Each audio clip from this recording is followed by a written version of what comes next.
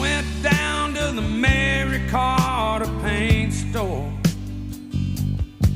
I said, give me one of them Smith & Wesson Magnum 44s.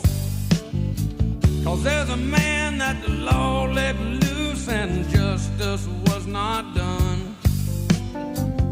This man killed my wife and my only little son. I'll never forget the way he looked all through the trial. He had his big name lawyer and he had that smirky smile.